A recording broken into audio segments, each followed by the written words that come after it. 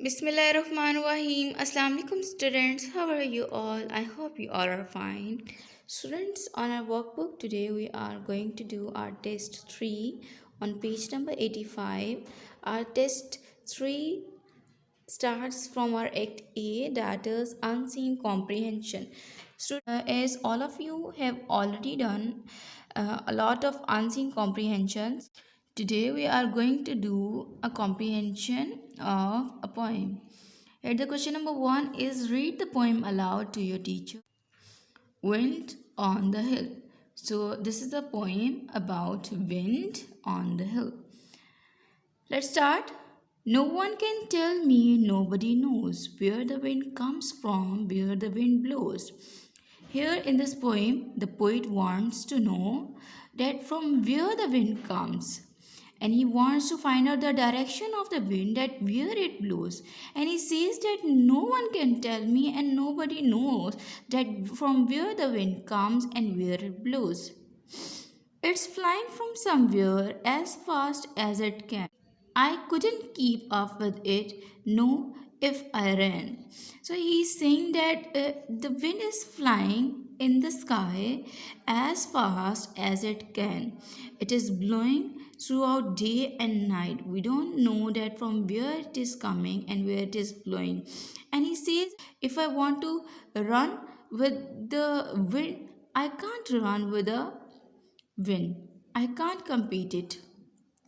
But if I stopped holding the string of my kite, now to find out the direction of the wind, that from where it is coming and where it is blowing, the poet is flying a kite. And he says that if I stop holding the string of my kite and I let my kite to go in the direction where it blows, it would blow with the wind. Then the kite would blow with the wind for a day and night, and the kite will keep on flying from day to night. And when I found it wherever it blew, then in the direction where the kite will blow, then the poet will come to know the direction of the wind, that where it is blowing and where it is going. I should know that the wind had been going there too. Then the poet will come to know that there is wind and its direction is what.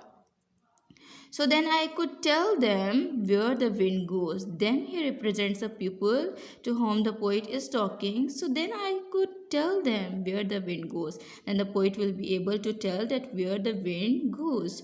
But where it comes from, nobody knows. But nobody knows that from where the wind comes. We can know that in which direction the wind is blowing, but we can't tell that from where it is coming.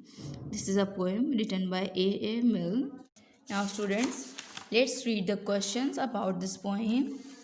Here, the question number 2 is give short answers to these questions about the poem. The part A is how does the wind fly? So it flies from somewhere as fast as it can. We have read this in our poem. It's flying from somewhere as fast as it can. So students, you will write the answer on your book like this. It flies from somewhere as fast as it can. Now the part B is can the speaker keep up with the wind? In the poem we read that I couldn't keep up with it, not if I ran. So the poet is saying that I can't keep up with the wind. So students, you will write answer of this question on your book. No. Now the part C is for how long would the kite blow with the wind? So we read that it would blow the wind for a day and a night. So you will write the answer of this question on your book like for a day and a night. The part D is to whom would the speaker tell this discovery? Here I told you that there it is. So then I could tell them. Here the poet wants to tell the people to whom he is talking where the wind goes, but where it comes from, nobody knows. So you will write the answer on your book like to the people the speaker had asked before the question, where does the wind come from? Now the question number 3 is give complete answers to these questions about the poem. The part A is what are the two questions asked in the first stanza? Write them as question, not statement. So what two questions had been asked in the first stanza? The questions are where the wind comes from, where the wind blows. So you have to write it in the form of question. Where does the wind come from? Where does the wind blow? Now the part B is who knows where the wind comes from? So in the whole poem we read that nobody knows where the wind comes from. So you will write its answer on your book like nobody knows where the wind comes from. The part C is how would the speaker know where the wind goes? So the speaker is flying a kite to know the direction of so the speaker would know where the wind goes by flying a kite and then letting it go. So you will write its answer on your book like the speaker would know where the wind goes by flying a kite and then letting it go. The part D is what does the speaker find out about the wind and what is he not able to find out? We read that when the speaker found his kite, he would know that the wind had been there too. However, he would not know where it had come from. So you will write its answer like when the speaker found his kite, he would know that the wind had been there too. However, he would not know where it had come from. Now students, our part E is which words in the poem rhyme. So we have to find the rhyming words in this poem. The rhyming words are nose, blows, blew, to, can, ran, kite, night, goes, nose, and also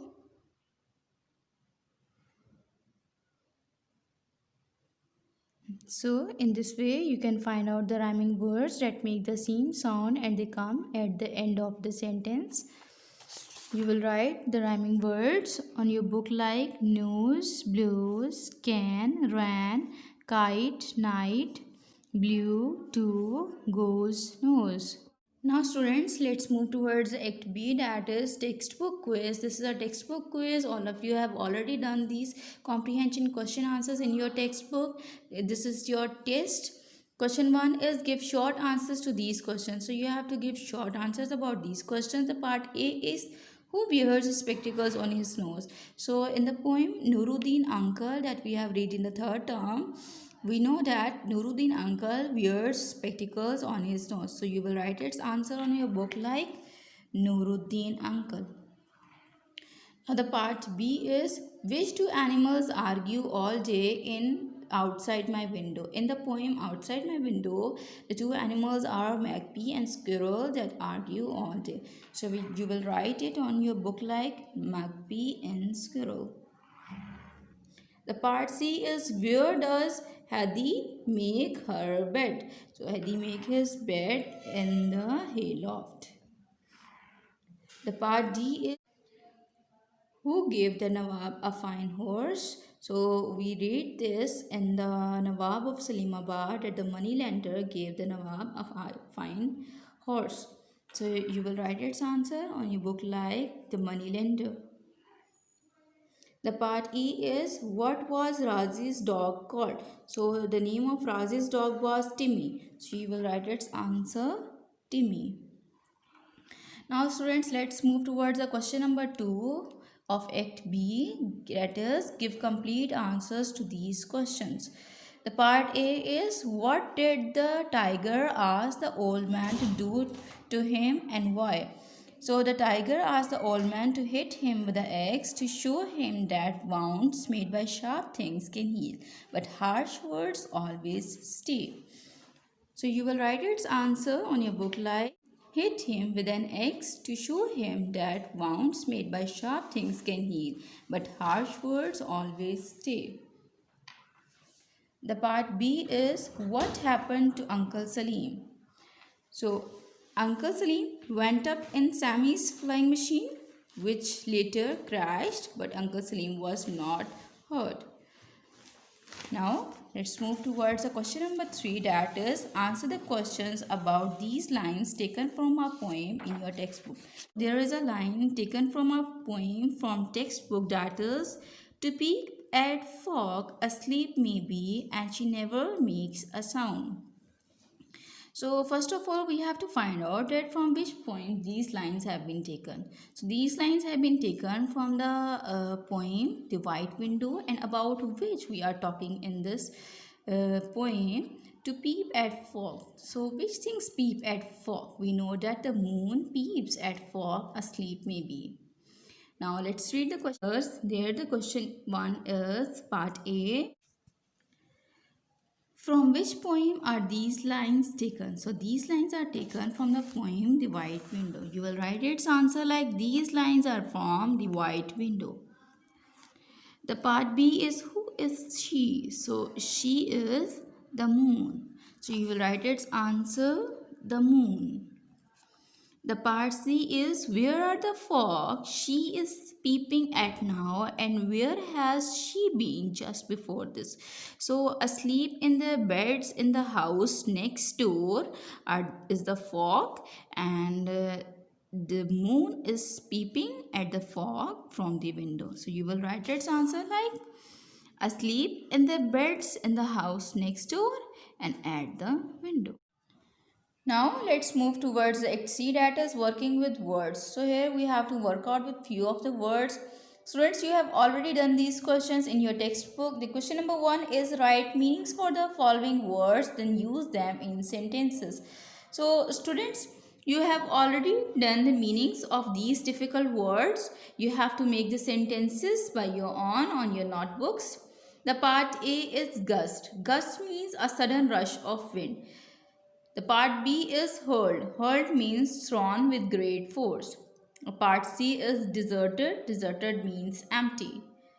Number D is snarling. Snarling means growling. E is simply. Simply means plain. So students, you have to make the sentences of these difficult words on your notebook. Question number 2 is write words with the opposite meanings to the following. So here are given few of the words. You have to write the opposite words of these given words. Part A is remember. So the opposite of remembered is forgot. Part B is backward. Backward opposite is forward. Lost, found, closed, opened. Students, these difficult words and these opposites you have already done in your textbook. Now let's move towards the next page. On next page there is learning about language. The question number 1 is make adverbs from these adjectives. Students, you have already learned that how to convert an adjective to an adverb. So it is very simple. You add ly with the adjective, it is converted into adverb. The exception is only that when an adjective ends with y, we write I in place of y, then we add ly. So part A is sly, its adverb will be slyly. The part B is terrible, its adverb will be terribly. The part C is colorful, its adverb will be colorfully. The part D is speedy, its adverb will be speedily. The E is careless, its adverb will be carelessly. The part F is smart, its adverb will be smartly. The part G is unkind, its adverb will be unkindly. The part H is graceful, its adverb will be gracefully. The part I is loving, its adverb will be lovingly. The part J is funny, its adverb will be funnily. So all of you will write these adverbs like this on your book: slyly, terribly, colorfully, speedily, carelessly, smartly, unkindly, gracefully, lovingly, and funnily. Now, the question number 2 is use three adverbs you have made above in sentences of your own. So, students, the adverb you have made from these adjectives, now you have to choose any three adverbs to use them in sentences of your own.